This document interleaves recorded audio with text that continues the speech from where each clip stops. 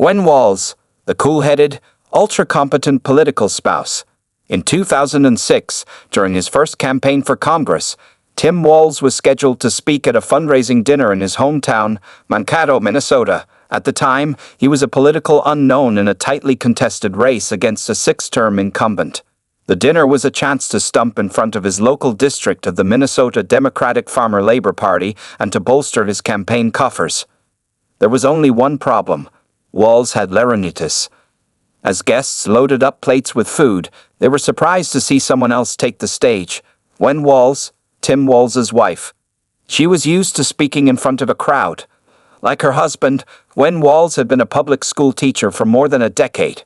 Those sitting in the audience were impressed by her confidence and clarity. There were other candidates who spoke, and she was the most articulate of the bunch, said John Clabber, a North Mankato resident who was at the fundraiser almost 2 decades ago. We all looked around and said, "Why isn't she running?" Most of the American public got its first good look at Gov. Tim Walz last week at a rally in Philadelphia alongside Vice President Kamala Harris, who had that day announced him as her running mate. At the end of his speech, the nation also got its first glimpse of the woman to whom he has been married for 30 years. As Gwen Walz enters the national stage, critics on the right are already trying to portray her, as they have with her husband, as a left-wing radical who countenanced the civil unrest in her state after the death of George Floyd. But at home in Minnesota, where she has spent most of her life, friends and political observers describe her as the cool-headed and ultra-competent counterpart to a man known for an intuitive and charismatic political style.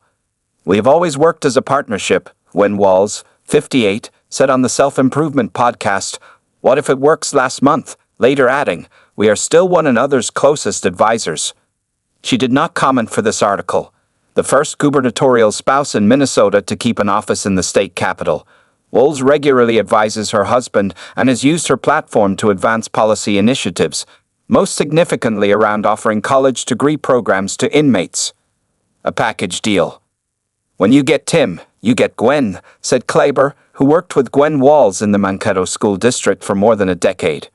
Raised in the tiny farming town of Ivanhoe, Minnesota, only a 15-minute drive from South Dakota's eastern border, Walz is the daughter of schoolteachers and the eldest of 4 sisters. She was a caretaker in the family, according to her youngest sister, Heidi Ullman. "She's always looking out for everyone," Ullman said in an interview. She described their hometown as a tightly knit utopia, where their parents were heavily involved in the local Lutheran church.